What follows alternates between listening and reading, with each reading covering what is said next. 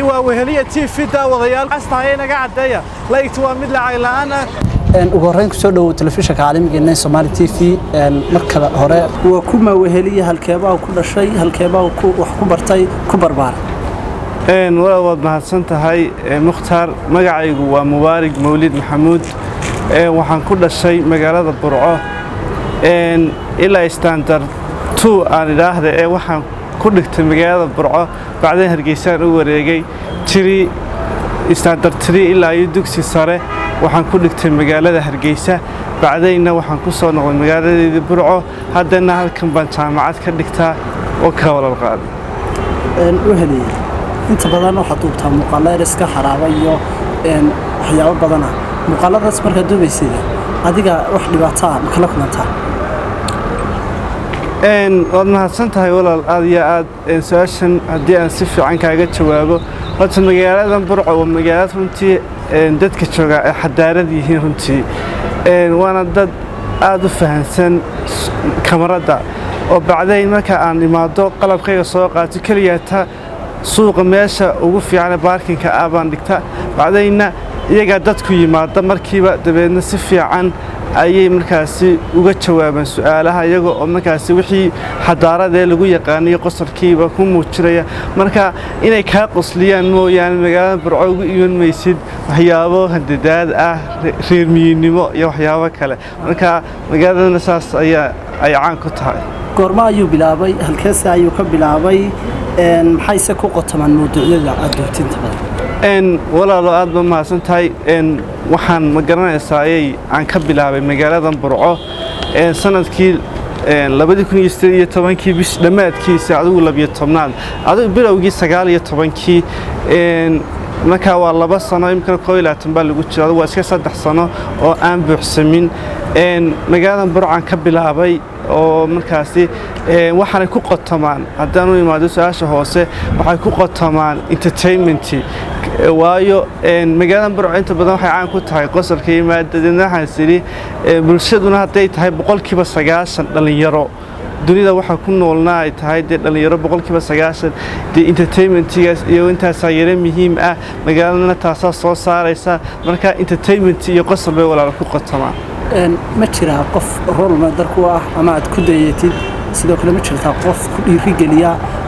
waxyaabahan entertainment-iga aad doonto iska qosolka iyo maadiga iyo xaraabada inta badan soo jira walaal aad bad mahadsan tahay waxa weeyaan way jiraan rag badan oo social media caanka ah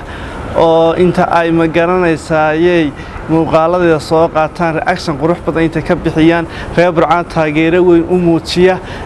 anigana qodhiida yiraahdo horumar wanaagsan samee iyagoo markaasi si direct ah iyo markaasi si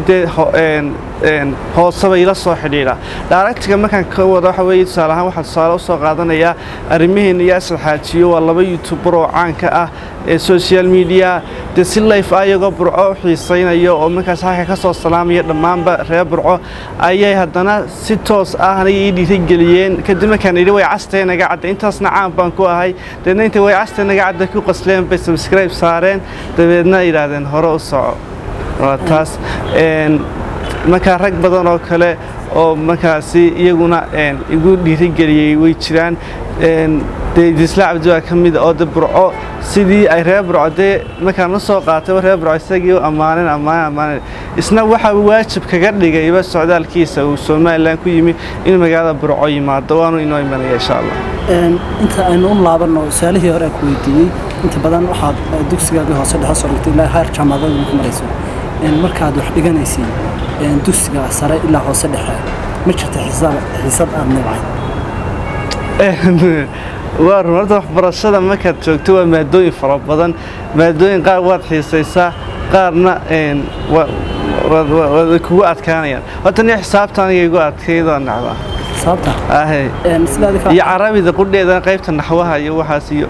xalasha kale kaanaya waaladeedii inta badan carruurnimadaada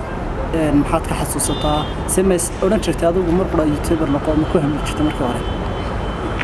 walaal ma santay waxa weeye waa runtii marka qofku dhalinyaro caruur yahay aan ilaahda waxyaabo anigu waan xiisayn jiray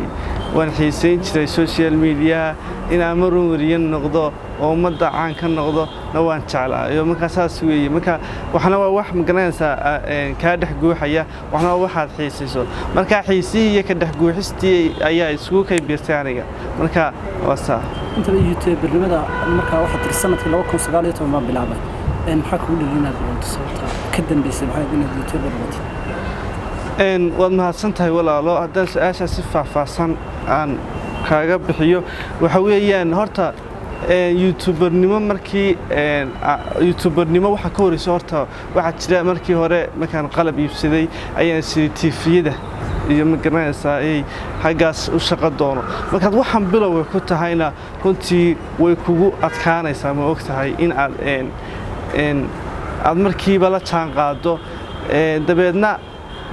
aan idhaahda kaftan kalena idhaahdo waxa la yidhahdaa maarata xaggan warbaahintana waxay caan ku yar tahay haasidnimo marka iyo cilib marka qofku cusub yahay waxyaabahaasoo kale uu la kulmayaa de waxa weeye rag badanoo maanta aan saaxiib nahay waxba ka sheegayo caan oo aan saaxiib hadda nahay ayaa dee kow ka ahaa markaan bilowga ahaa inay magaranaysaa cilibta waxyaabaha soo kale ay ugu qabtaan dabeedna taa laftigeed markaasniyo qof waliba markay halkaas suuragali weyday ayaa dee waxa jirta ayaan isticmaalay naftaada adigu soo saaro muwaarigow oo magaranaysa institution ku gaar ay goob ku gaar ah magaranaysa aad samaysto taasaa sharaf mala ku ah magaranaysa markaasaa igu dhalisay in aan YouTuber noqdo oo magaranaysa dhalintaan u soo gudbiyo entertainment waa sida walaalo maantana meel fiican bal ma sha Allah waayahay ugu dambeyntii inta badan waxaad duubtaa fidiyo muuqaallo qosol badan inta badan markaad duubaysid qofkii sheekada waday iyo isagaan qosin baad ugu qosashaa maxaa sababay waxa sababay waayo burcad ogtahay waxay soo wado inay kaa qoslinayso in badanoo horena way iga qoslisay marka dad fiirsato muuqaalada ugu horeeyay iyo de kuwa maanta ugu horeeyay waxa laga yaabaa inaan baradkii ahayd oo aad qoslin laakiin se markaad burco la jaan qaado inay kaa wada qosliso waa weeye adaa sii qoslaya waayo waxaad ogtahay waxaan ku hadlay inay qosol tahay ugu dambeyn halkan yaad ka salaamaysaa ama ugu mahadcelinaysaa